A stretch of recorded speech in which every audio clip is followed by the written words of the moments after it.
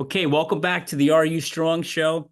I have a special guest tonight, and before I introduce her, so I'm giving it away a little bit, her, I want to read off some accolades, awards, accomplishments that this young woman has done in her very young life. Um, I'm gonna give it away a little bit. A Rutgers track athlete, pole vaulter. So some of you who are listening from the Rutgers world are probably going to know who I'm talking about. But I'm going to read off a couple of things here. Big Ten indoor champion, meet record holder, school outdoor record holder, school indoor record holder, 2024. I can't even say all these initials. UST FCCA Mid Atlantic Field Athlete of the Year, 2024 Big Ten Field Athlete of the Year, 2024 Big Ten Field Athlete of the Year Championships, 2024 NCAA Indoor Championship, third place, 2023 NCAA Outdoor Championship qualifier, honorable mention, All American. On the prior one was first team All American. And I can go on and on and on. There is literally a list of probably 50 or 60 different awards, championships that this young woman has achieved in her very young life, short career. But with that, I want to welcome Chloe Timberg to the show. Chloe, welcome. Hi, everyone. Thank you so much for having me, and thank you for that wonderful introduction. Yeah, I'll tell you, I could keep going, but there's so many. It's amazing if anybody wants to look Chloe up on the Rutgers website, track and field website, and see her accolades. It's a laundry list, and it's super impressive. But Chloe, before I start to grill you and ask you a million questions about your career and your whole athletic world and academic world and what your aspirations are, why don't you tell the audience, who's listening a little bit about yourself? Yeah, of course. I'm currently going into my senior year here at Rutgers. I'm a pole vaulter, as you've probably pieced together by now for the Rutgers track and field team. But in my free time, I'm also a personal trainer at the Rutgers Recreation Centers. I coach pole vault on the side as well. And then, in my free time, I really like just being outdoors. I do a lot of hiking. I love rock climbing. That's another big thing that takes up a lot of my time. And yeah, just overall being outside, playing pickleball, all that good stuff. So yeah. So rock climbing, do you go to Yeah. those indoor rock climbing things where you're climbing on those crazy walls? Yes, absolutely. There's actually one in Flemington that's like halfway in between my drive from school back to Yeah. my house in Pennsylvania. So it's like the perfect pit stop on the way home to visit my family. I know right where that place is. It used to be an indoor skate park. Oh, really? Yep. Okay. Interesting. Interesting. Yeah, Yeah. my Well, they've my son converted used it to into. skateboard in there all the time, and now he goes there and rock climbs with his Okay. friends. Very cool. Now, Very have cool. you Yeah, done it's that really outside? I I haven't yet actually. I've been kind of scared to go. I have a few friends that have all the equipment to do it. And I was planning on doing it last summer, but I ended up having a couple of extra competitions that got added to my list of things to do. So it didn't end up happening. But I'm hoping maybe this upcoming fall or maybe, this summer Well, I don't think get I out don't there. think your coaches are going to want you to do that, It's okay, they don't have to know. right? Now, speaking of that, do you have to sign anything saying that you won't do anything crazy outside of your athletic world? No, but I always have that conversation with my pole vault coach. I like to send them pictures of what I'm doing sometimes, whether that be like, oh, I'm at the Christmas tree farm today working, or I'm off cliff jumping today or skydiving. I like to just send them a little picture to get them a little bit nervous, but it's all in good fun. You're just chasing the adrenaline rush, Yeah, yeah, exactly. right? And that's what So he always tells me. He says, just don't get hurt. Just don't get hurt. yeah, that's the last thing, right? Yeah. So let me ask you one question. Pole vaulting. Yeah. How, when, where? That's not the typical sport that everybody, hey, I'm going to grow up and be a pole vaulter. You know, it's a tough sport. How did you get into that? Yeah, honestly, I don't think I ever, like you said, like I don't think I ever sat at home and I was like, oh man, like pole vault, that's really what I want to do when I get to high school. But No, I actually kind of came across it by accident. So I was in gymnastics for the longest time. Like I think I started around the age of 5. And I was getting towards the end of middle school, maybe mid-middle school. I think I was in like 8th grade when this happened, but I started to fall out of love with gymnastics. And like I knew in my head that I was maybe going to do it for another year or two. Maybe just kind of like ride it out into high school. And I was trying to figure out, what I wanted to do. I saw diving and I was like, yeah, okay, I'm interested in that.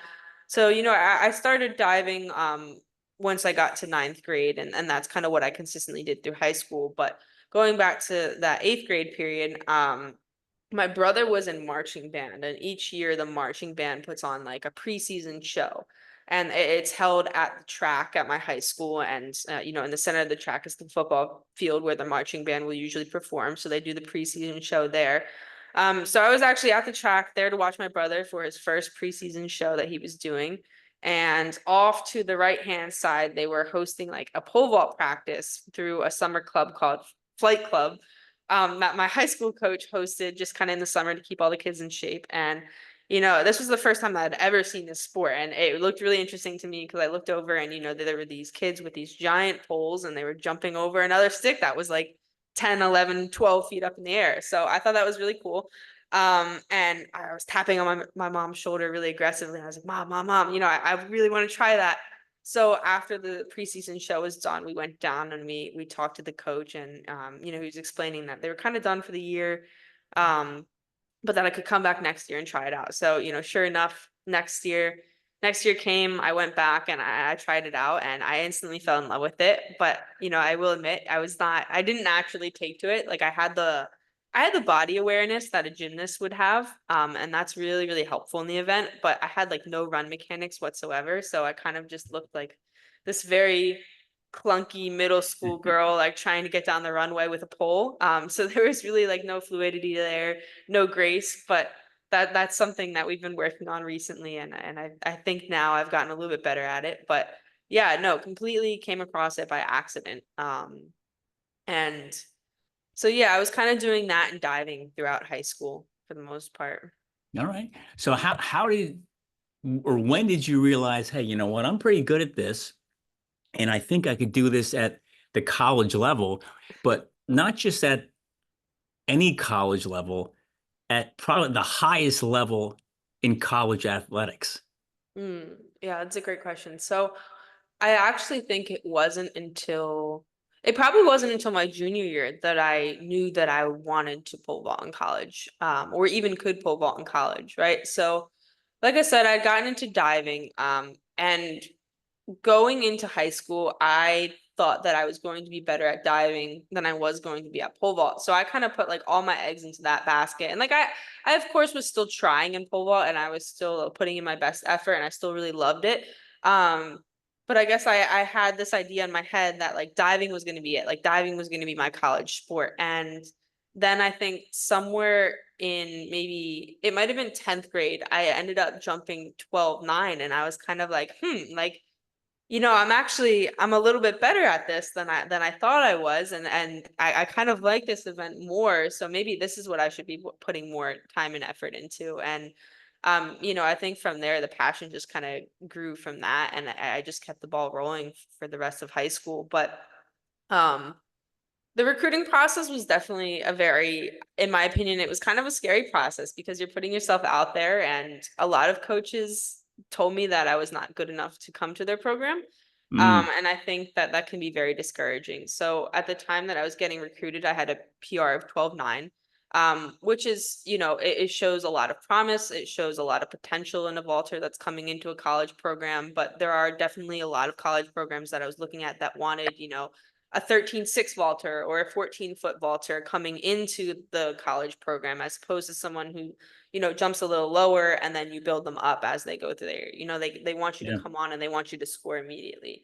And I had really big aspirations with that. So I wanted to go to a big school. I wanted to go to a big program. But hearing all those coaches say those things, it definitely did cause me to doubt myself. And I don't think it was really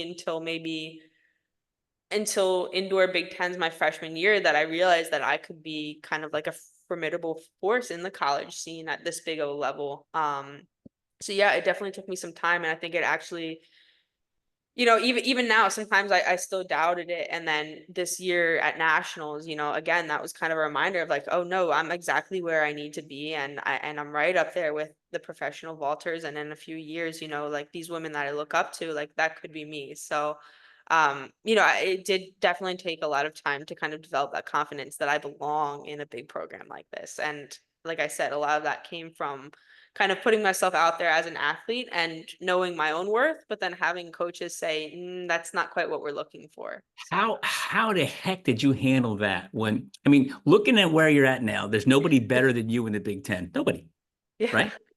But you're in high school and you got these college coaches telling you you're not good enough. How do you handle that as a high school athlete who has a desire to play in college? You got coaches telling you you're not good enough. You're going to go prove them wrong, and you did. Yeah. But how did that play on you mentally as a high school athlete?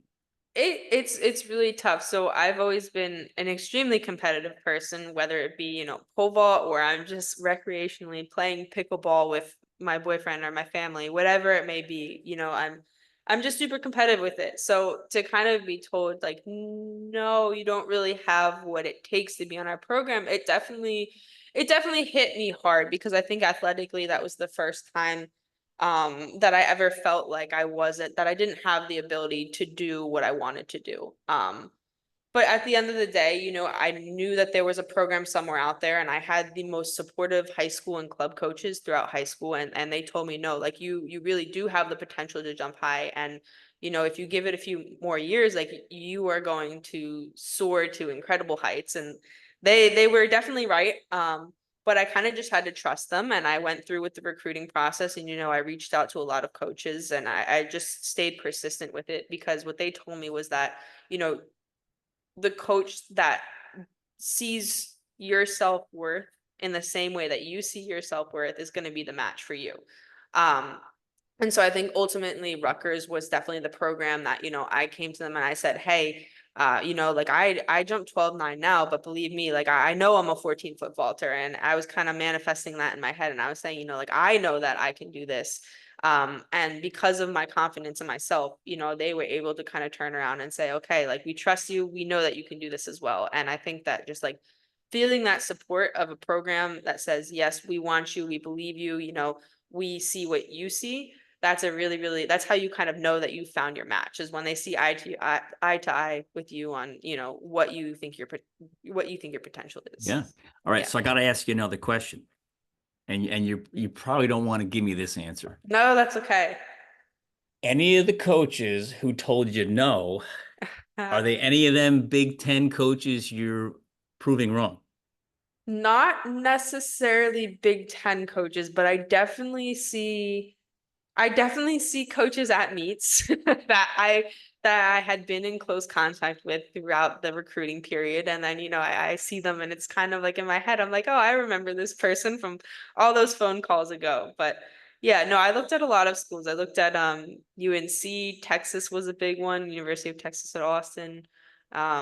I had thought a little bit for a while about, UPenn, Boston, but I'm ultimately really, really happy with my choice. And I think Yeah. that I couldn't have picked better. So So when you're breaking all these records and you look into the wherever you look around during the meet and you see these other coaches that turned you down, do you give them like the evil eye? no, no, no, no, of course not. So that's the one thing that I really like about pole vault is that it's a very welcoming environment. And obviously, like there are going to be coaches that are kind of stuck up or they have an attitude. But for the most part, whether you're talking to a coach from your own school or you're talking to a pole vault coach from another school, they're there to help, and everyone's just super supportive of one Yeah. another, and they want to see you succeed. So, yeah, overall, no hard feelings and, No. Have and no tension. But have any of those coaches come back to you, say, hey, listen, I'm sorry, we made a mistake. You didn't no, do no, well. no, of No, course not. Nope, nope. And that's quite all right with me. I they don't should. need that satisfaction. I think just me jumping to my full potential, that's all the satisfaction I need. All right, good. So motivation, motivation comes and goes. It's an emotion. What keeps you going? I mean, you're in a very difficult sport. You know, you're pulling yourself off the ground 15 feet plus in the air. Like, what motivates you to keep working so hard to achieve what you're achieving? Yeah. Well, I think One of the things that I really, really like to focus on when I talk about my training is just the love for the sport, right? Because as soon as you lose the love for that sport, showing up to practice becomes a chore. Mm, And as soon as it becomes a chore, you don't want to go, you get there, you feel sluggish, like your body just kind of rejects it. And that's the worst feeling in the world. And I've been through periods of time where like I have faced burnout or I really wasn't feeling the love for the sport and it made it extremely difficult. And there were times that I thought that I was going to stop pole vaulting. Even in college, like there were periods of time where I felt this in college. Um, but no, kind of maintaining that love for the sport. And for me, that looks like finding balance in my life. So, um, I remember that there was a period of time where I was kind of just like pole vault, pole vault, pole vault, and there was really nothing else that I was doing. And so I kind of like pigeonholed myself into being just a track athlete. And that had a lot of consequences in like an identity sense, but then also, like you said, like that motivation sense. Because I place so much on my performance and track and field and I really just kind of like thought of myself as a track athlete 24/7, that there was no other channel. So as soon as I saw failure in track and field, it was really difficult to kind of separate myself from that and say, okay, well, yeah, maybe this isn't going really well right now, but you also have all these other things in your life that hold so much value for you. So um I really have spent a lot of time kind of creating those alternate channels for myself. And so, I mentioned very early on in the podcast, like rock climbing. So, mm, as silly as it may sound, that's a really nice, like non-competitive outlet for me where I can go and it's a really good activity because I'm just sitting there. I'm talking with friends. It's a really nice, relaxed environment. And it's kind of just like one big problem for me to solve. So that's great. That's fantastic. It's something outside of track and field that I can go and do. And I don't have to be the best at it and I'm not expected to be highly competitive in it. So it just takes that pressure off and it gives you like another, like I said, just another channel to kind of be yourself and do something outside your sport. And then that's also part of the reason why I started personal training as well. So, I've always had a love for helping people and I've really liked the coaching environment. And going into freshman year, I had my personal training certification and I didn't really do much with it at first. I was doing some freelance training, but it wasn't like it never really caught on just because sometimes it can be hard to establish a client base when you don't have like a specific home gym to train at. So I ended up applying for the position at Rutgers Recreation and they took me on. I got, all of the official training there. And then I started taking on clients and I think just having kind of almost like a professional channel to be able to help others and be able to say, okay, like this is another skill that I'm really, really good at outside my sport. I think that was just a really, really good feeling to have. And then it also gives me a space outside of the track where I can go and just spend time, interact, and just have those social interactions that I need. So, that's yeah. awesome. So can we back up a second? Yeah, And absolutely. and and you said burnout, you know, and the reason why I want to back up for a second, because from where I sit as a spectator, we don't see it, we don't hear it, we don't know anything about it. Only place that the word burnout where it lives is in your own head, Yeah. right? But there's so many young athletes out there right now that are going to be listening to this. What I mean by young could be college athletes, could be high school, could be middle school. It could be the young girl who sees that the big mat and those guys jumping over the pole like you did, Yeah. you know. But one day they're all going to hit to that phase of man, this is hard. Man, this Yeah. is a lot of work, man. Whatever. What can you say to them to help them say, hey, this is how you get out of it. This is how you work through it. This is how you overcome it. Mm.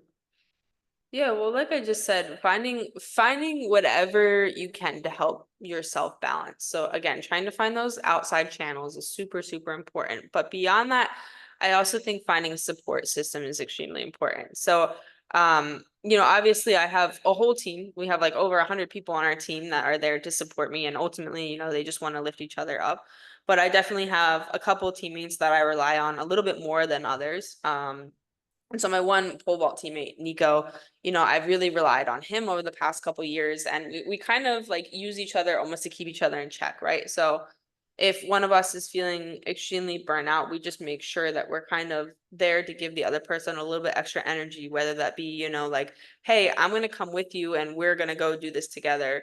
Or like, hey, you were saying that your ankle's hurting today, like why don't we go ice afterwards or go to the hot tubs together, and like just kind of holding them accountable. And I think just having that companionship and knowing that, like, okay, like I'm not in this alone. Someone's going through this exact same thing with me, and they're here to support me in every way that they can. I think that that's really important. And quite honestly, I think had it not been for him and like a couple of my other teammates, I don't know that I would have made it to senior year pole vaulting, because, like I said, there were definitely times where I was ready to quit. Yeah. So happy that I didn't. But yeah, sophomore year was a really rough one. And I would say to anybody, especially young athletes, that haven't experienced burnout yet, just know that it can be it's a very normal thing in sport. And I think especially when you've been doing a sport for so long, like you are gonna run into it, and it's nothing that's wrong with you. You know what I mean? Like Yep. it's just a natural thing. So I think that sometimes athletes get really like upset with themselves that they're not feeling the love for it, or they don't feel motivated, and they're like, oh man, like this sucks. Like why can't I just have the right mindset? But it's something just like anything else, whether that be like an injury or anything like that. You just have to tend to it, and you have to make sure that you're kind of communicating with yourself honestly and saying like, hey, I don't feel okay, and I'm really not feeling it. So what resources do I have around me to kind of help me through that? Yeah. So I mean, yeah. that's great advice. Chloe, there's so many people out there. They don't know it's okay to ask for help, Yeah. Yeah, and they absolutely. clam up. They kind of Hmm. say, well, if they know, then they might think there's something wrong, and who knows, so Yeah. there's nothing like a teammate you can count on. Yeah, absolutely. That can be lifesavers. Now, did you ever tell them? Nico? Yeah. Oh yeah, for sure. Yep, Yeah. yep, yep, yep. We All have right. an honest conversation about that. And I always express to him, how thankful I am to have him in my life, and especially as a teammate. And we're even talking about maybe jumping post collegiately together, just because that energy kind of works. And Yeah. I think it would be a really good matchup to just be Good. able to hold each other accountable. So We got to get him on the show. yeah, right? We could. We got to do that. That'd be great. So now you mentioned before the other schools that you were looking at, Yeah. and one of the schools you mentioned was UPenn, which means what? Ivy League. Which Yeah. means you're very academically inclined as well, and Yeah. obviously going to Rutgers, it's a big academic grade school too. So it's not like you're the stereotype, for lack of better words. Okay, Yeah. so how do you balance the demands of your academics, which is high, with being a Big Ten champion and everything that goes along with it? How do you put that together? Yeah, so I think it starts freshman year. I think if there was anything that I could go back and do, I would want to sit down freshman year and just get a little bit more organized, because like I came in and I didn't really think about what I didn't really think about how what classes I picked freshman year was going to affect the rest of my career, right? Or really just how to distribute everything. Like I felt so lost, because when you go to like the registration system, or you're sitting there and you haven't even been to Rutgers yet, and you're asked to pick all the classes, and you're not really even quite sure what you want to do academically, you just feel so stressed. Yeah, it's And overwhelming. I'm sure this is a universal experience, and this isn't just Yeah, a Rutgers thing. But it's like you haven't even been on campus yet that much, maybe for your official visit, but then they're asking you to register for your classes and pick the classes that you want. And maybe you get some suggestions, but you don't really even know what they're going to look like. Um, so I think just like making sure that maybe you talk to like another athlete on the team, or, whether that be the academic advisor, like going to them and just asking them, specifically if they're in like an area of interest, right? Asking them, like what classes did you take? What were some things that you would have done differently with your scheduling? And I ended up having to take some summer classes, and just realizing that if it's okay to slow down a little bit, you're in a very Mm, demanding schedule. So I kind of had to space everything out a little bit more, and I almost even had to take a fifth year to finish undergrad.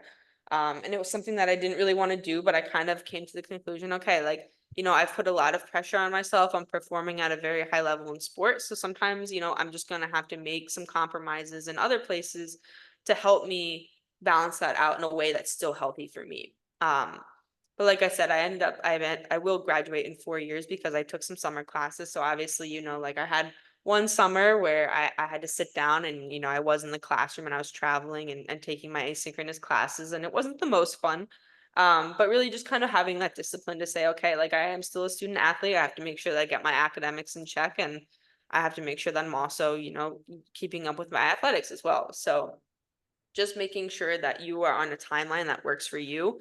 I know that the goal for a lot of people is 4 years, but if you need that fifth year, hey, it's okay. It's okay. It's okay to take those summer classes.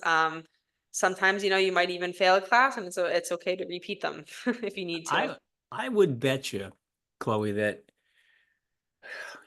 90%, and I'm just throwing this number out there, of athletes at your level Yeah. all go 5 years. Yeah. A lot of Uh, times. it's Sometimes. I would say a lot of them are going 5 years just because of many times they redshirt their freshman year and they're going five anyway. Definitely. But also just with the demand, it's Hmm. heavy, you It's a know? lot. You're It's traveling, you got yeah, classes, right. it's a ton. Well, how about this one? As far as let's put the academics on the side for a second, Okay, okay. which is tough to deal with, right? It's how do you keep pace with or handle the pressure or just the challenges in your sport? Hey, there's always the new girls coming in because your coach's job is to recruit athletes that are hopefully going to be just as good or better than you. Yeah. How do you handle that pressure? How do you handle the pressure of the transfer portal? How do you handle the pressure of all these other athletes from in the Big Ten who are out to get you? Yeah, yeah, absolutely. Well, I mean, I think it's really important to know that there are other talented people out there. You know what I mean? Like I'm never sitting here and saying, "Oh, I'm untouchable." Like I know that there are plenty of other talented girls in the NCAA, and at any given meet, I could show up, and yeah, I might not have the best day, and they might have the day of their life, and they outjump me, and that's just something that you kind of have to keep in your head. And I don't think that you can put too much pressure on yourself to always be the best, because even the girls at the top level, so for example, at the Olympics or at the Olympic trials, we had an American pole vaulter named Sandy Morris who was seeded third.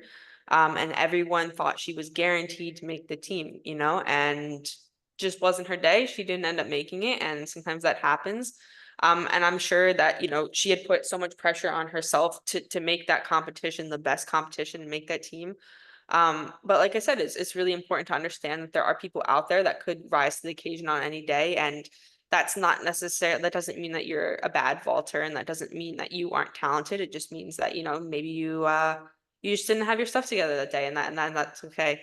Um, but no, there definitely is a lot of pressure to perform. But I like to kind of try and take that pressure off by thinking of it more of like a mentorship, right? So I know that my coach is constantly chasing that next 14 footer, or, next 15 footer, whatever it may be.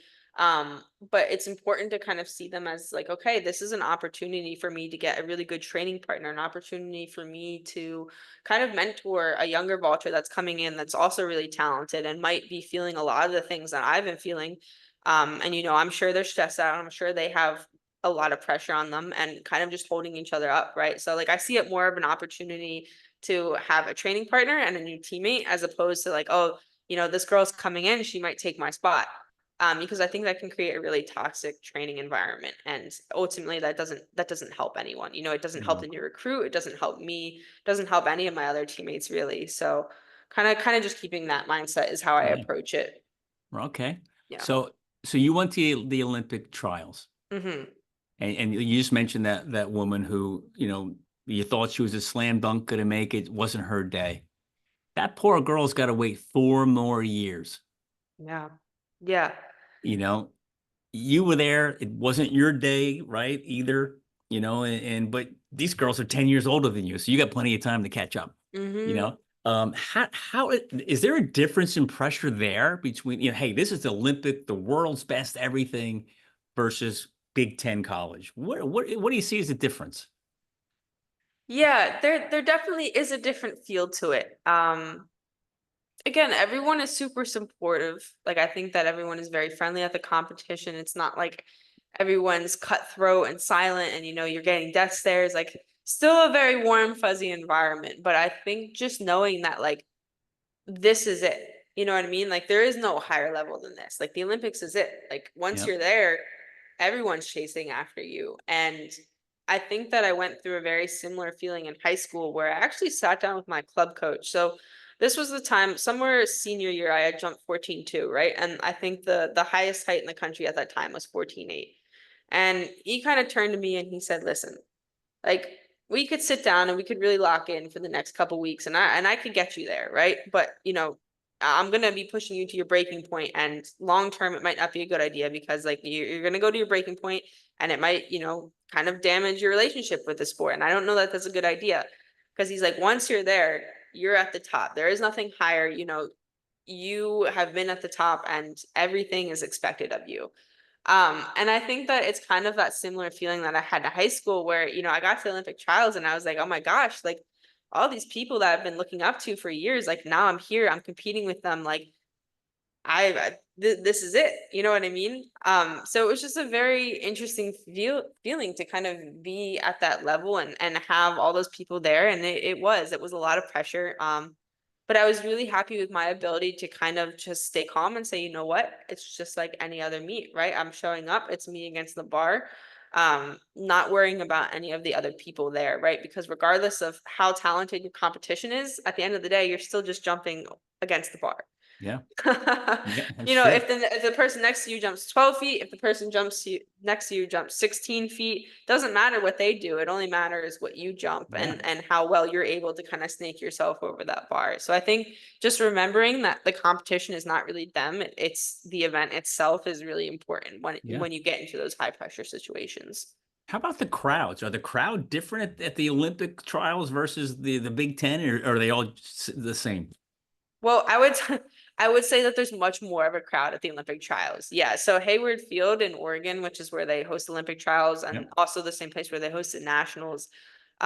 It's crazy when that place is filled up. It's electric, and there was even a difference in between nationals and Olympic trials. Because when I was there at nationals, there was a lot of empty seats. It's kind of towards the end of the day, so like a lot of people had left already. Like my family was there, or at the Olympic trials they were there, but my teammates were there, my coaches were there. So like it was so nice to have their support. But then when I went to Olympic trials, that whole place was filled up from the time it opened to the time it closed. So you were looking back at just a packed stadium. So just knowing that there were so many people that like are also sitting there and they have these expectations of you and that they know, what kind of season you've had, what your career highlights are, right? So they're sitting there and they're just kind of thinking about all that stuff and they know everything about you and they're watching you. And it's very, very high pressure. Now, do you get all more fired up out there for that?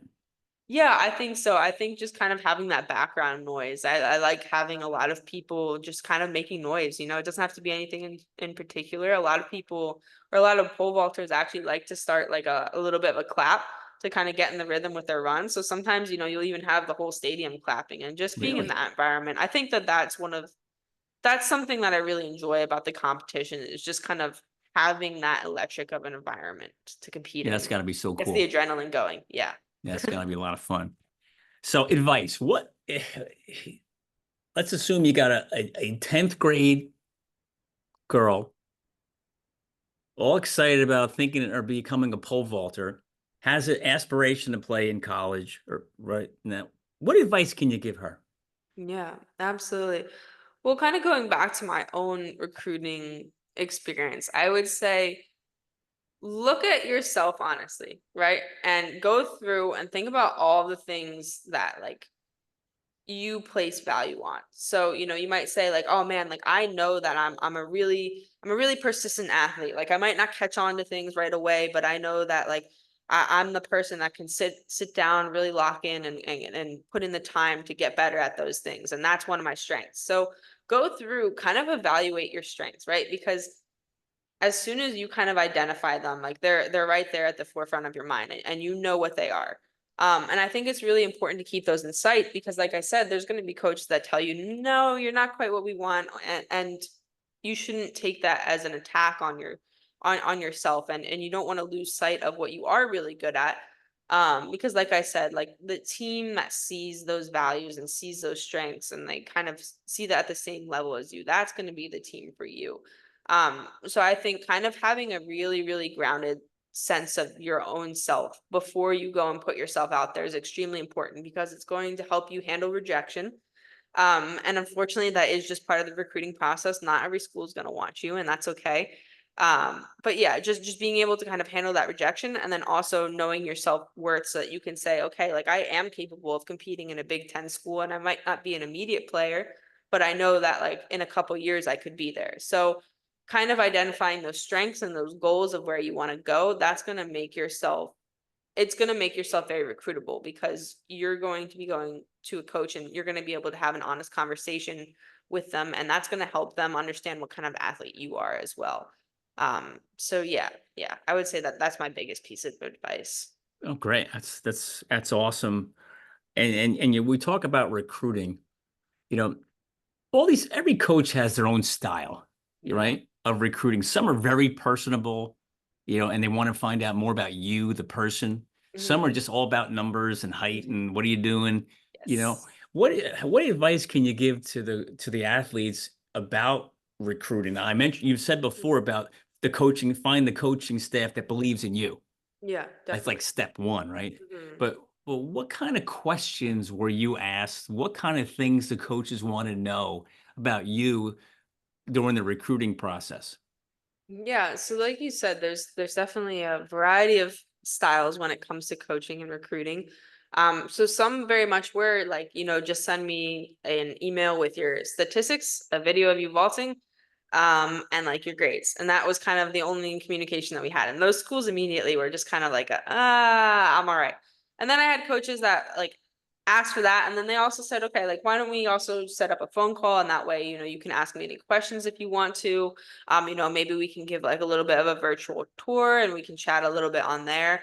And I think that those schools overall were some of my top contenders because you get to know the coach a little bit more. So I think asking to have a phone call with that specific event coach is super important because um, you want to kind of get an understanding of, okay, how do they run their practices, right? Because you want to see like how well does it mesh with my own training styles right now. And I think it's important to definitely be flexible because obviously your high school training is going to be a little bit different than your college training. Um, but just getting an understanding of how they set up their training, that's really important. And then a lot of coaches on their end were kind of asking me, like, how do you handle that meet? And I really, really admired those coaches because I think that that's important to understand about an athlete that's coming in. How do they respond to failure? How do they bounce back from that? And how do they perceive that in their own eyes? Mm, So I really liked coaches that asked questions like that were a little bit more reflective and kind of like gave me an opportunity to almost like show off my character and how I responded to different situations. But I think on the athlete's end, it's also really important to talk to them. Okay, like if I come in at this height, like what's the plan? Like what do you want to see from me during my first year? How would you go about getting me there? So kind of giving them your goals and then seeing how they respond to that. And if you're like, hey, yeah, that sounds like a really good plan. I like that game plan. I want to tackle that with you. That's kind of the sign that like, yeah, that's going to be a really good coaching fit. But if they start saying something that's kind of like a red flag, like you know that your body's just not going to respond to it really well, or it just seems like kind of like a toxic coaching environment that puts a lot of pressure on the athletes, or puts the performance before the athlete and kind of sacrifices the mental health and really puts a lot of stress on them, then that's probably not the program that you want to go with. So it's great advice. So you mentioned failure. They ask you how you handle failure. mm, So think about that for a second from your own perspective. Well, how do you answer that? Like, how do you deal with how do you stay motivated in failure? How do you deal with the resilience, and personal challenges when failure in sports, failure is a lot. yeah, We hit it, yeah, deal with it every day. all the time. All the time. Yeah, failure is a huge part, and that's something that I'm still kind of working on being okay with. So I think part of why I had such a hard time sophomore year mentally was because I just got so frustrated. Like frustration was all consuming with me, and I would walk away from practices and I remember just being pissed off. Like I was just so angry. And looking back on it, I really regret it because that was a whole like year of my life that was just in an awful mindset surrounding pole vault. And it really did kind of ruin the love of the sport for me because I always associated pole vault with like, okay, I'm showing up to practice and I'm just walking away frustrated. So why am I doing it? Um, and I think that was the biggest change from sophomore to junior year, or this previous year, was kind of like getting rid of that frustration. And at the end of the day, you have to understand that it's an event that takes time, and I'm sure with any sport, right? It's going to take time to pick up the skills that you want, and it's not going to be an overnight process. And that seems like kind of self-explanatory. You're like, well, yeah, you're not going to learn pole vault in 3 days, and you're not going to improve 6 inches in 3 months or something like that. But it is really important to just reflect on pole vault as an event and say, okay, yes, like it takes so long to make even a small change. Like I remember working on something with like the timing of how my arm moved. And it took me a whole year and a half to fix it. And it was such a tiny, tiny change, but it took a whole year and a half for it to show up in a competition setting. So, um, yeah, just being patient with yourself, I think is one of the biggest things. And it's a very difficult skill to master, and it's one that I'm still kind of working on. And I will admit, like even at Olympic trials, right? Like I fully believed in myself that I could make the team, and I knew that it would be a bit of a long shot, and I really had to put together a good meet. But I was momentarily very frustrated when I walked off the track, and I was kind of sitting there on the sidelines, and I'll admit, like I was kind of pouting, and I caught myself and I said, you know what? You're at the Olympic trials right now. You're only a junior in college and you came this far. You had a fantastic season. Like, why are you upset?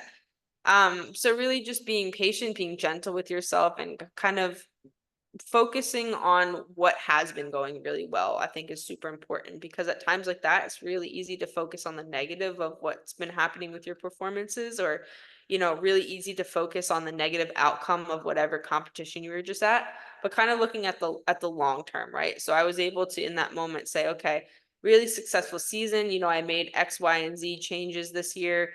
I had some great times with my teammates. So looking at all of those things, looking at the big picture, it kind of helped just take the sting off of that frustration and that anger. And sometimes, it really is as simple as you just have to let it go.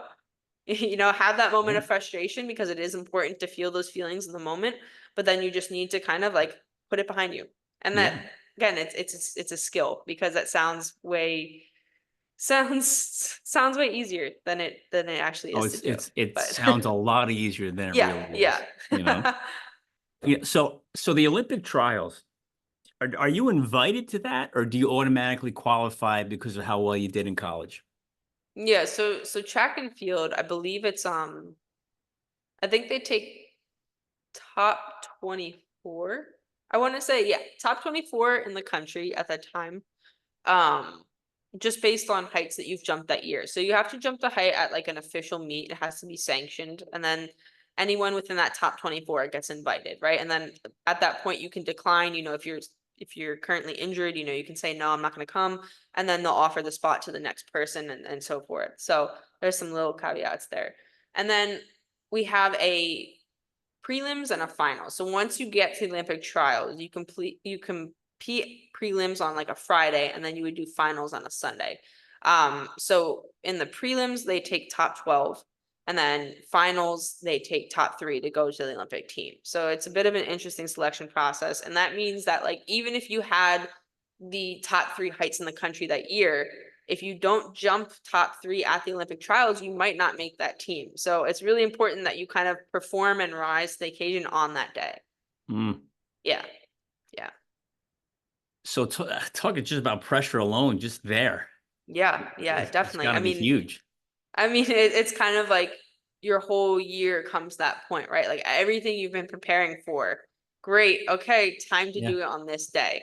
So Right. I think like I've noticed that some of my best competitions have been when I have nothing to lose, right? And I kind of go into it and I'm like, you know what? I don't have anything to qualify for. I've already qualified to regionals. I've already qualified to nationals. Like the pressure's off. And I think that those are some of my best meets. So it's a really, really challenging environment to be in, to then go to Olympic trials where it's like, okay, you have to jump it on this day or else you're not making the team. And I think that does cause a lot of people to kind of melt down. And if you aren't really kind of mentally stable during that time period, it does put a ton of pressure on you. Yeah. So how do you weather that? What was that? How do you weather that? You're at the Olympic trials. How do you go to bed at night the night before? How do you even fall asleep? With all the things going through your head, the energy, the adrenaline, you got to jump your best tomorrow. Like, oh, Yeah. how do you do that? Yeah, well, honestly, I didn't get much sleep, but I kind of tried to combat that the best I could. So the day before finals, I actually went. So it was in Oregon, and out there they have sand dunes, and I actually ended up going sandboarding with my family. So of course, I sent a picture to my coach because No. that's on the list of stupid things to do, and that don't get hurt. Um, but no, I went and I just chose to kind of sandboard with my family. And the reasoning behind it, because a lot of people thought that I made a really stupid decision, was that if I'm thinking about having a good time with my family, I'm not sitting here obsessing over finals tomorrow, right? I'm not having a good time. I'm still doing something that I know is like relatively within my range to keep up my energy levels. It's not going to significantly impact my performance tomorrow. And I would rather be in that good, relaxed mindset than, be sitting in my hotel room or sitting at the Airbnb Yeah. kind of isolated, because I think that that's really where like the nervousness kind of grows from, right? Is being in isolation, not having anyone to talk to, being too locked in is definitely a thing. Yeah. Um, so the way that I approach most of my competitions, I really try and remove myself from track as much as possible, whether that be like, okay, I'm listening to music, I'm going for walks. That's one of my favorites is I'll go and I'll like walk 5 miles the day before a meet. And um, again, it doesn't affect my performance because that's something I do often, but going on that walk just kind of clears my head and it removes me from the pressures and the just track in general. And I think that like a lot of athletes will use a very similar strategy where leading up to big competitions, they'll kind of go off social media because they don't want to be too involved in track and field, or they don't want to be too involved in what people are saying about them because it puts so much pressure on them. Yeah. So again, kind of taking that technique of just removing yourself from it. If you know that it's a situation that's going to stress you out, just leave. Just Just go leave. somewhere else, do something else. Now, couldn't you do something less dangerous? Well, I'm sure I could have, but that's what my family was doing that day. So And it it was worked. very entertaining and it worked. I Yes, bet. yes. I had a blast. Good. So I'm gonna add this next stage, your personal life. Mm, What do you find time? I know you say you go rock climbing that kind of stuff, but there's school, and as well as I do, you're spending more time practicing than you are in school. yeah, yeah. You know, and you're getting paid to pole vault. You're not getting paid to go to class, even though Yeah. they say you are. I get it. Um, but how do you find time just for, like you said, your family? I know you did it before the meet and just to kind of distract you a little bit, but in a day-to-day life, week to week, month to month, how do you find time for a personal life? Yeah, so I know I talked a little bit about finding the coaching fit that's right for you. And I was blessed with a very great college pole vault coach. His name's Carl Parambo. And I think that he is very respectful of the fact that although I am a talented track athlete, I'm also just a regular 21-year-old. There's going to be weekends where I want to go home and I want to visit my family, and he's very respectful of that. And I think that that's something that we've kind of prioritized together. So, um, I'll kind of go about my usual week, and on the weekends, like that's free for me to use. He generally doesn't try and assign any kind of task that I have to do, any kind of training, unless if I want to. So any training that I do on the weekend is kind of up to me. And this is something, again, very specific to my coach. So we've had that conversation and I've kind of laid out for him like, hey, family is really important to me. Being able to do other things is really important to me because I don't want to be just a track athlete. I want to have my regular life as well. Um, I think that all ties into, if you put too much into track and field, like you kind of just end up hating it. So finding time to really prioritize those outside channels. And that's kind of allowed me to, now every weekend I go home. I visit my family every weekend. All right. I'm sure, Um, I'm sure and they're then I happy with guess, that. yeah, yeah. And I guess just even throughout the day, right? Like I try and almost like schedule in my personal time. If I know that I'm going to have a very, very busy day or a very busy week, like I literally look at my planner and I say, okay, I've got class here, practice, practice, practice, class here. So when can I prioritize time to fit this in? And usually, for me, that's at night. So I may always make sure that I leave like at least like an hour or two before bedtime where I can kind of just do whatever. So whether that be, I'm going over to the other campus to hang out with my friends, or I just want to go for a walk on College Avenue, or, go grab like a nice dinner out with someone. It just kind of gives me options, and I like to just keep that open 2 hours or 1 hour of free time. So yeah, really, really kind of trying to plan that out for yourself. And I know that for some people it's not as easy to find an hour or two, but I know for me, I have found a really good system that works and allows me to kind of make that time for myself, because I like to schedule all my work sessions kind of in the morning, right? I follow that by practice, and then I usually have one class per day, and that's it. And then after that, like, I'm good to go. So typically from like 5 on, I have all that time to myself. So Okay. So yeah. you kind of led into my next question. Like, what is a typical day in a life of you look like? Yeah. When you're in season, Yeah. it's go time all day long. Like, when do you get up? What happens until you go to bed? Yeah. So I'm definitely an early riser. Like, I'm the person that gets up at like 6 a.m., 5:30. The campus rec centers don't open until 7 o'clock. So usually I'll work from anywhere from like 7 to 10. And of course this all depends on our practice block too. So this year it might be a little bit different because I believe we're having an earlier practice block. So I might have to rearrange a little bit. But in previous years it's been pretty consistently. Like, I wake up at 6:30, right? I go through, eat a good breakfast, make sure that like I have all my stuff packed up for the day, because I know that I'm probably not gonna have time to come back to my apartment because I'm gonna be running around.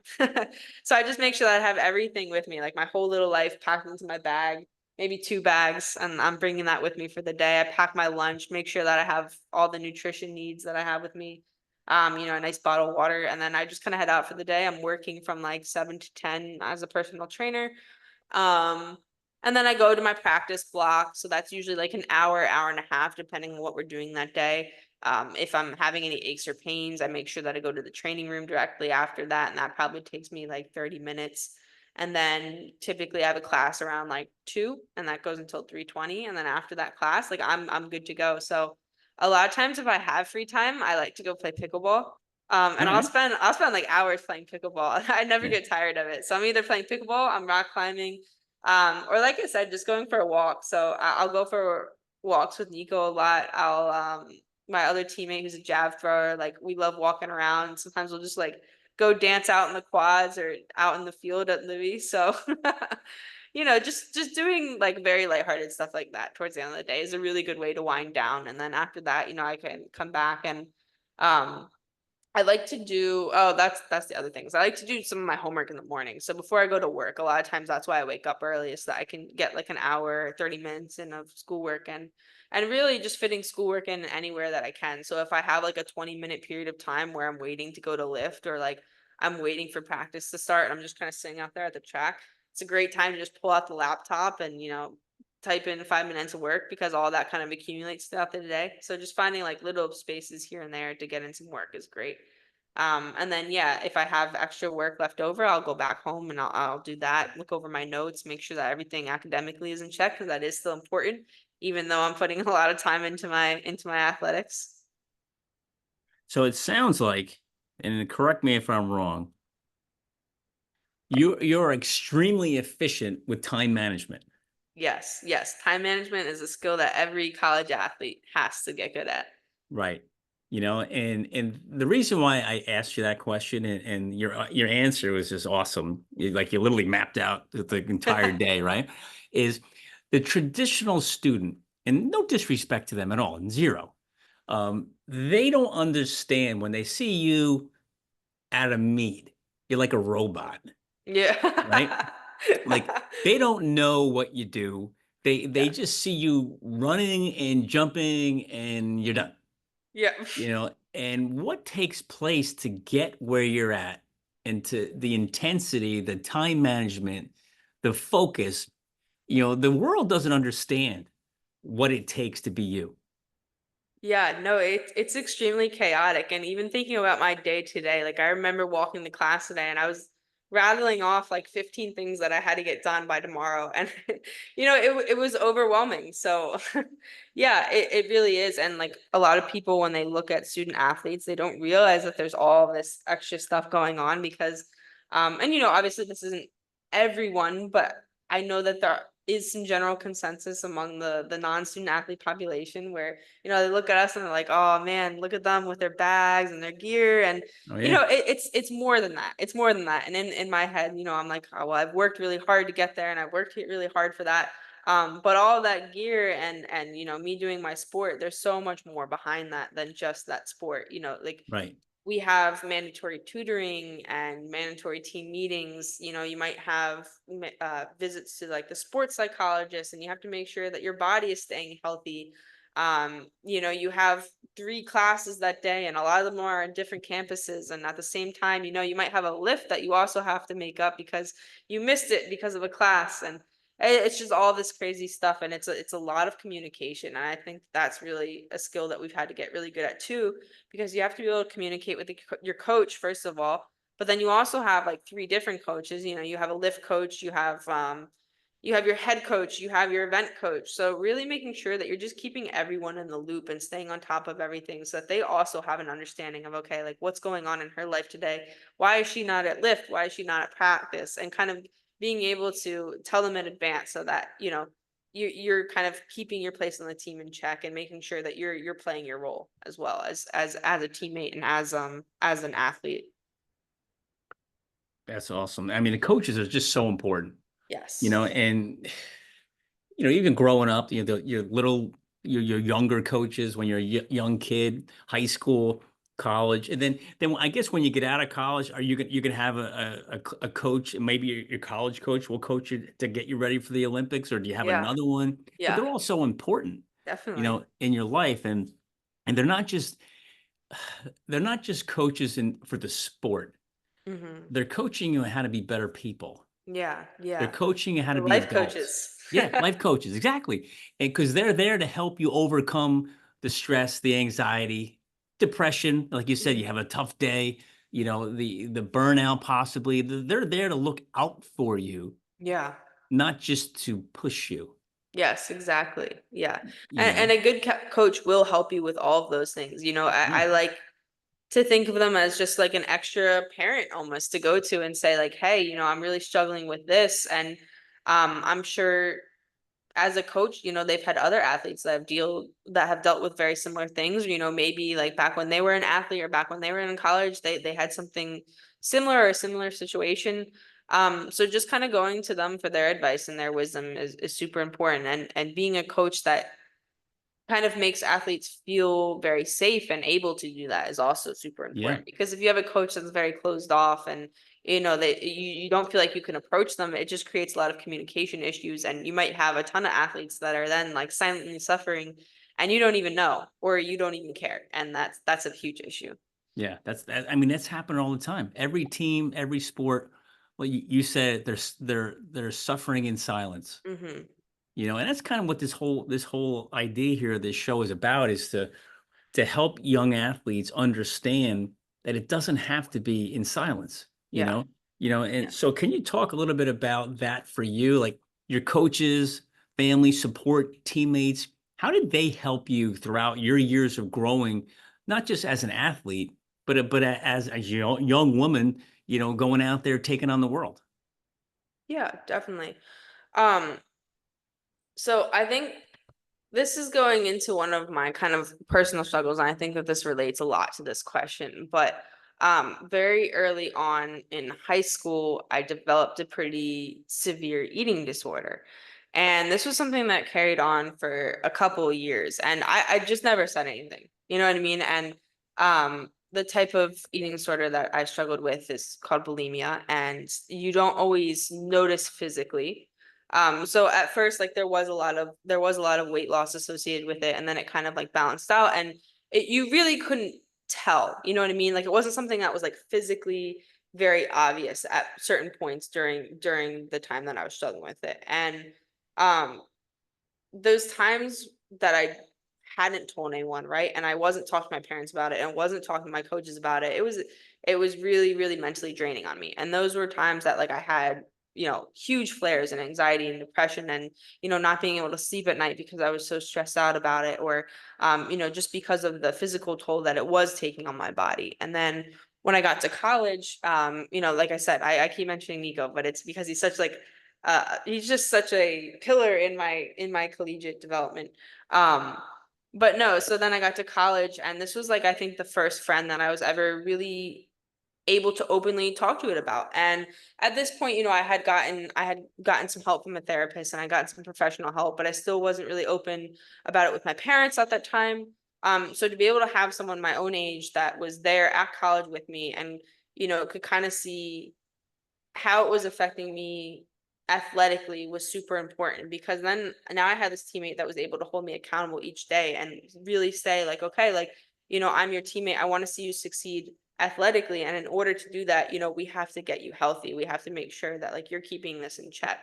Um, so kind of having someone to do that, that was just so important. And I think that everyone who is struggling with an issue, whether that be, anxiety, depression, eating disorder, whatever that may be, having a friend that you can talk to about it. And if you're having a particularly rough day, go to them and say, hey, this is what I'm feeling today. And just kind of like bounce some ideas off of them, or even just be able to offload that onto them temporarily. Like it's really important. And I think that that makes sure that the issue isn't growing, right? Because anything like that, anxiety, depression, eating disorders, like they grow in silence. Yeah. So making sure that it's kind of out there and you have someone that acknowledges that you're struggling with this is super important. So, I mean, thanks for talking about that. And I know Yeah, it of takes course. a lot of courage to bring that up, Mm. especially when the whole world, hopefully the whole world's out there listening to us, right? Yeah. Um, but can you talk about that? As what brought that on? Mm. What caused that? And then how did you know you had the problem? Yeah. So this was a period of time, like somewhere towards the end of middle school, beginning of high school, right? I've always had a very muscular build. And it's something that I'm super proud of now. And I've really kind of fallen in love with it. And it's something that I've just accepted about myself. And I'm really happy that it offers me the ability to jump really high and, continue at the highest level in my sport. But at the time, hearing your middle school peers, hearing your young high school peers say, or comment make comments about your body, it's just it can be very upsetting, because that's a time where you're not really confident in yourself, you're still Yeah, developing, you have, low self-esteem. So just kind of having then your peers make comments on it that are negative in nature, yeah, it's difficult, and it really does take a toll on you mentally. And at the time, I didn't really have enough confidence in myself to say, no, no, no, like don't listen to them. You're doing great in your sport. You really feel healthy. Um, and I also just think that it's a period of time in everyone's life where you don't have as much control. A lot of things are changing. And I think that in an effort to kind of feel a sense of control in my life, that was kind of my outlet, right? Because I can control what goes in my body, I can control what comes out. And I can kind of manipulate that to get the desired outcome. Um, and so I think that it offered me kind of that mental release, and it really did just kind of give me that temporary boost of happiness to be able yeah, to, binge and then purge. right, And so it kind of just became a cycle where I became dependent on it, where anytime I was feeling a low, whether that be because of athletics or because of academics, or, maybe I was just particularly stressed, right? I just kind of turned to that. And then you become more and more dependent on it, and it really is just kind of like an addiction to the feeling of doing that. So at its base, it really is just an addiction, to a specific process, to a specific feeling. um and so, yeah, I kind of went through that very vicious cycle, and it took a huge toll on my body. I remember, being at the beach house one summer, and I was trying to get up the steps, and my body just didn't have enough energy. And so like I passed out right then and there, and oof, I woke up and I was like, what happened? And I realized what happened. And, just like daily tasks like that became a huge challenge for me, where I couldn't even walk up and down a flight of steps. So that's kind of when it hit me, where I was like, wow, like I've really hit rock bottom with this, like something that started off kind of small, kind of seemingly like, I didn't really think it was a big deal. Like now I don't even have the energy to walk around throughout the day. And you could see it in a lot of different things, like it took an effect on my teeth. It wears down the enamel, kind of going through that binge purge cycle. And I was getting kind of like little nagging injuries here and there. I didn't have the energy. I wasn't getting my period. So all of those things, it kind of started to fall apart, and you're just standing there and you're watching it all go up in flames, and it's like, wow, like I don't know how I got here. Um, so yeah, that's kind of how I knew that it was an issue, and that's when I knew that I needed to get help. And even at that point, right, like I didn't go to my parents with it. Like they went to my gymnastics coach and they were like, "Hey, like, she's not really looking so good. Like, what do you think? Like, do you think something's wrong?" And she was like, "Yes, absolutely. Like, you should go intervene." So it wasn't even me going to them asking for help. Like it was they kind of went out of their way to say, okay, like I don't think something's right. Like we got to get her help. Yeah. And so from that point, I was able to get help from a professional therapist and kind of stuck with that for a couple years. But it's an ongoing struggle, you know what I mean? Like even there's still times now where there are certain food related things that like I'm a little bit weird about, and it's residual from that. And I would say now I'm in a much healthier point, and obviously like my body is much healthier. I put on the proper weight gain that I need to maintain like a healthy level. So stuff like that, where now it's significantly improved, but it really is kind of it's a long lasting thing. Well, listen, I really appreciate you sharing that, and you never know by looking at you now. I mean, Yeah, yeah, the absolutely. shape that you are in is incredible, Yeah. you And know. that's the tough thing with specifically eating disorders too. And I guess anything is that sometimes you just can't tell. You know what I mean? Like with bulimia, which is what I have or had, it's very difficult sometimes to have those physical signs and they're not always there. Yeah, it's a hell of a. Should I say the word comeback? Is comeback the right word? I don't even I know. think it would be fitting. Yeah, I mean, whew, I'll tell you, to go from that to where you're at today, it's an incredible story that I'm really happy that you're sharing that with me here Mhm. today, and that the others get to hear this, and you know, it's going to change a lot of people's perspective on how Yeah. they look at things. It's going to open up some eyes of some other young, women and men. Girls aren't the only ones to do that. Guys Yeah, do it too. definitely. Yeah, yeah. And they just don't realize the damage it's doing sometimes Mhm. until it's too late. But the great thing is your parents noticed, your coach, your gymnastics coach noticed, Yeah. and they did something about it, Mhm. right? Whereas many people are just like, it's just a phase, Yeah, yeah. you And know? that's what I mean is that having those people that care in your life, whether that be a coach, a parent, a teammate, someone that's going to kind of call you out on it and say, like, hey, you're really not okay. Or, hey, you seem like you're struggling with this. Let me help. Okay, so now I'm going to ask you a tough question. Well, I shouldn't say it's that tough, but you just talked about some serious stuff here. Yeah. Okay. And again, I thank you for sharing that. Yeah, of But course. Happy to. there's a little girl sitting out there somewhere, a little boy sitting out there somewhere dealing with that. Mm. They don't know what to do, where to go.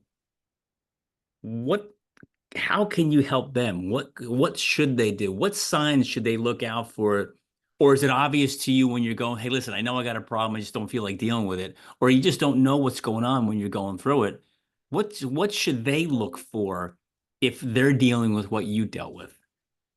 Yeah, definitely. Well, I think the first step is like really wanting that for yourself. So I know that for so long, part of why I was hesitant to get help was because like I just didn't really want to, you know what I mean? Like I didn't really, and this might sound cheesy, but I didn't really like love myself enough to go and get myself that help.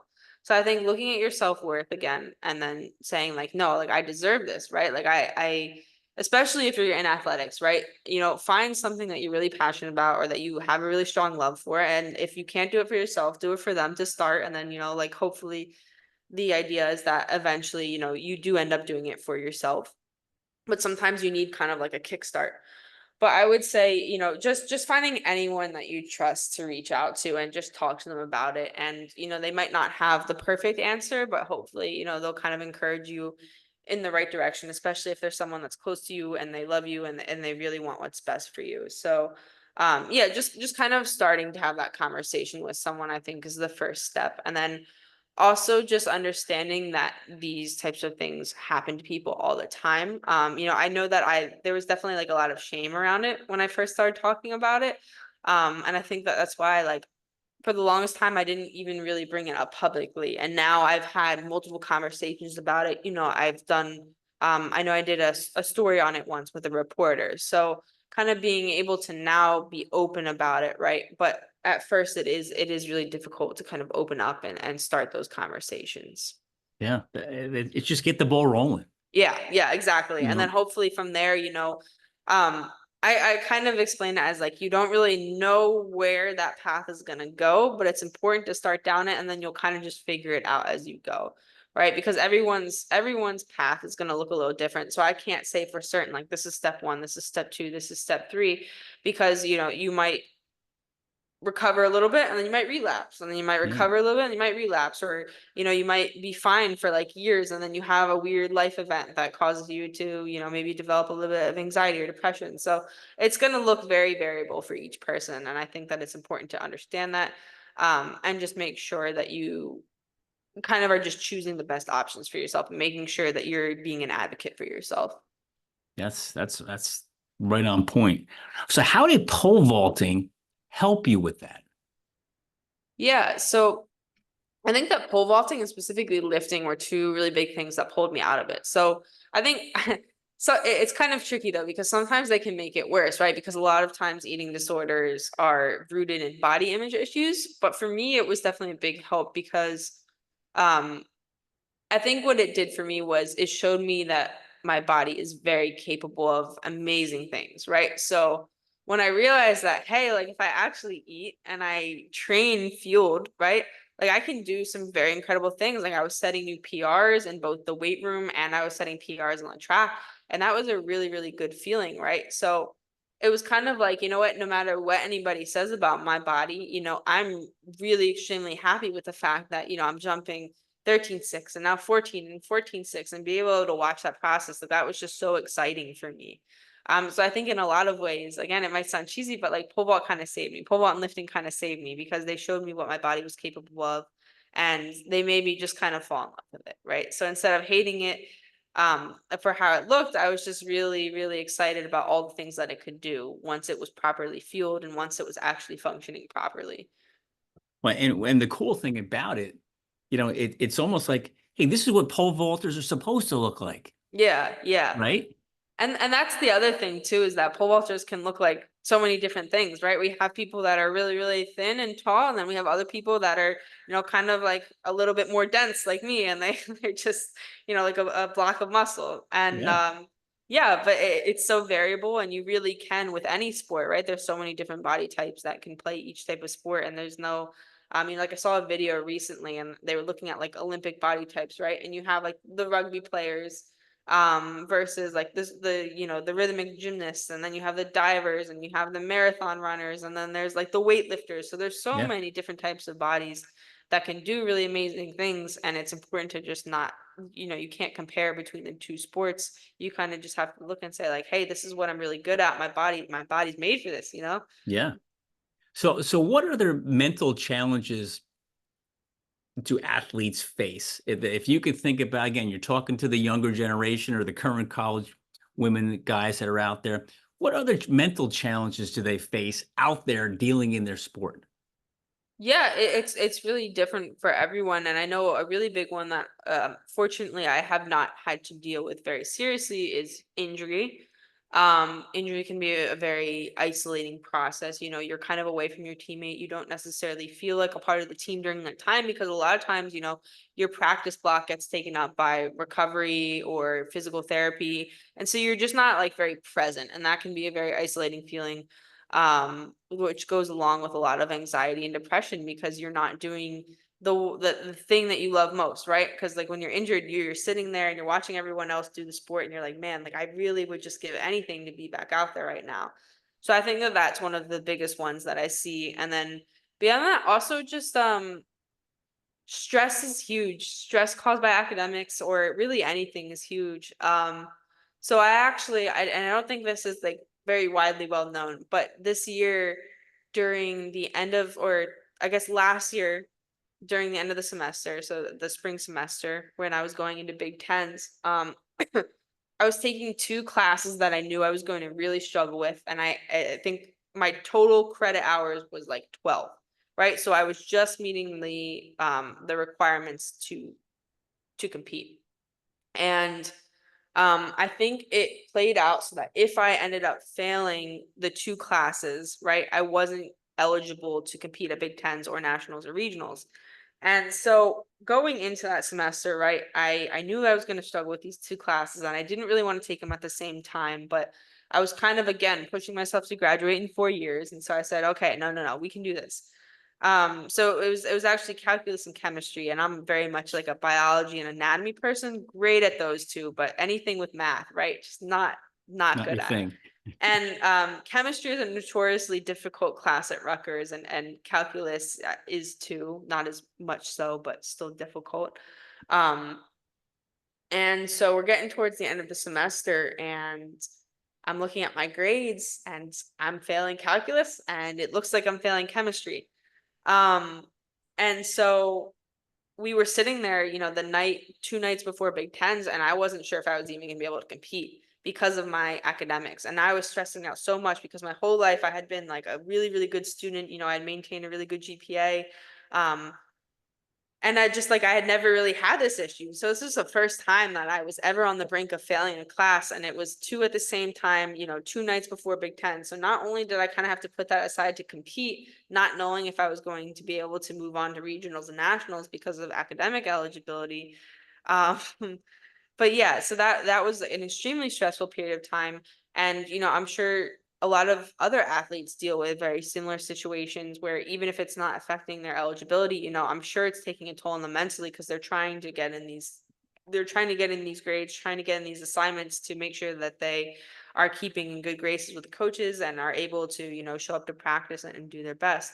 Um, but no, I did actually, the chemistry course ended up getting curved all the way up to a B, even though Beautiful. yeah, so it ended up working out, but that was just an example of a very stressful period of time. Like I said, a lot of athletes too deal with something like that where, they have a load of work and they also have to get in like 10 other things that day. So trying to get everything done on your plate while still balancing that schoolwork is just, I think, a huge source of stress for all student athletes. It's tremendous, and again, we said before, the traditional world out there doesn't understand, the pressure, the load that you're under.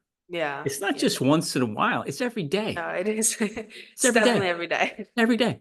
And it's not just for a couple of weeks or a couple of months. It's for 4 or 5 years. Yeah, yeah, definitely, Yeah. definitely. And then you got to go home for the summer and try and have a life.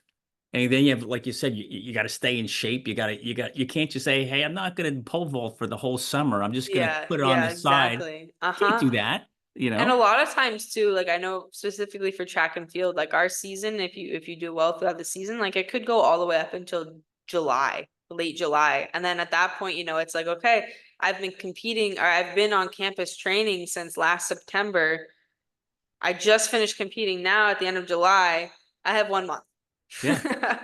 Sometimes that's not enough time to reset. So I know some people will get to campus and like they need to take a little bit more time off, but that's also a huge mental challenge in the track and field aspect of things. So what does the future look like for you? If you could paint the picture, hey, this is what's going on in the future. What's happening for you? Yeah, definitely. So I plan on graduating this year, senior year. So very exciting. And then after that, so initially I had planned on redshirting this year and taking a fifth year to start a graduate program. But I was honest with myself and I realized that, I'm not as academically inclined as maybe people think I am. Like I definitely put in a lot of effort to my academics and I perform very well with them. But it's truly not something that I enjoy. And so I think that, for the longest time, I was kind of pressuring myself to go to the highest level of education and like, all right, you have to succeed at the highest level in school as well. But I realized that, while I'm still healthy and while I still have love for the sport, I'd rather kind of take the opportunity to go and professionally vault after college. So, upon graduation, I definitely plan on continuing to train for the next Olympics. And then kind of in there, I'm sure I'll continue to keep coaching and personal training. And, initially something that I really was interested was doing a physical therapy program. And so I think that at the end of my pole vaulting career, if that's still something that I'm interested in at that time, that's something that I'd definitely like to revisit for sure. Well, so you plan on staying on the East Coast, West Coast, other parts of the country? Where you plan on going? Yeah, no, I think definitely in the New Jersey area. Ideally, I'd like to stay with my current coach, just because, if you have a successful recipe, why change it? Yeah, Things are going really well. I've bonded with this coach for 4 years now, so he kind of knows everything about me that he needs to. And I think that kind of having that athlete coach relationship is extremely important when you're tackling something as big as the Olympics, right? You want someone that you trust, you want somebody that you can be honest with, and you want somebody that's going to give you honest feedback as well. yeah, And then at the same time too, I'd have the support system of Rutgers, and that's something that I've been using for the past 4 years. So I'd like to continue to kind of build off of that and hopefully also be a role model for future pole vaulters that come in because I think it's kind of fun to have other people to jump with. So having those training partners on campus, as we kind of create a new generation of the vault program would be yeah. great. And I am very much a home person, so I'd love to be able to be close to my family and be able to visit them still on the weekends. And yeah. That's great. Now, any aspirations of coming back and being a coach at Rutgers? Well, I think my current coach has that position locked down. But something I have thought about was potentially coming back at some point if there's positions open to do some type of like strength and conditioning coaching. I would really love to be in an environment that involves athletics, just because I think that it's played such a big role in my life, and I don't really see my life without it at any point. So I would love to kind of stay in that realm of things. And then going back to the physical therapy idea, like if that's something I want to revisit later, I'd very much like to work with like an athletic population as opposed to general population, just because I feel like having that knowledge and expertise of what that athlete is going through beyond just the injury and saying like, okay, like I know what it feels like to have to run to classes and be injured and also have to balance, um, you know, athletics as well. I think that that's a really important mental side to that profession. You'll So become the life coach for them, yeah, maybe. you know? But Chloe, your story is wow. This I wasn't expecting all this, to be honest with you. When I saw all the things you're doing, obviously your name is all over the place at Rutgers. Yeah, there's videos of you everywhere. You're on Instagram. You're everywhere. And when I saw you, I'm like, man, I'd love to have this young woman on the show to talk about all the things that you see on this that you show. But what you gave us, what that goes on behind the scenes, and that's just truly amazing stuff. And to have the courage to sit here and talk about it, it just shows your character, like you said before, character, right? It Yeah, shows who you definitely. are as a young woman, an athlete, a student, but as a person who's willing to help other people. You mentioned that before too. You want to be in a career to help other people. I'm Hmm. hoping this helps a lot of people out there, and when they hear your story, they say, holy smokes, Yeah. I want to be like her. Which is great. So is there anything else I haven't asked you yet, Chloe, that you think we should chat about before we wrap it up?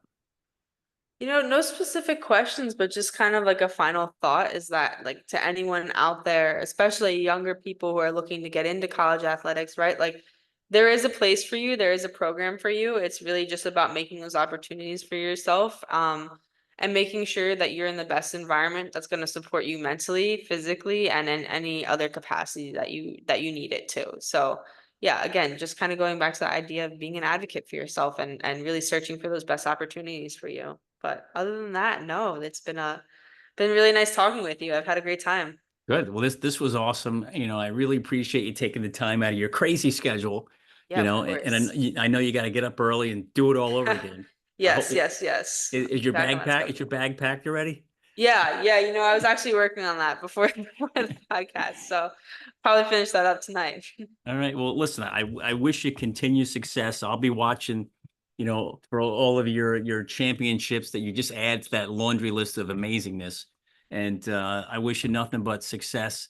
And I'd love to have you come back. You win another Big Ten championship and come back on the show, and we'll talk about we'll talk about the Olympics again and get ready for Yeah, that. yeah, I'd love You to know, make a visit back sometime.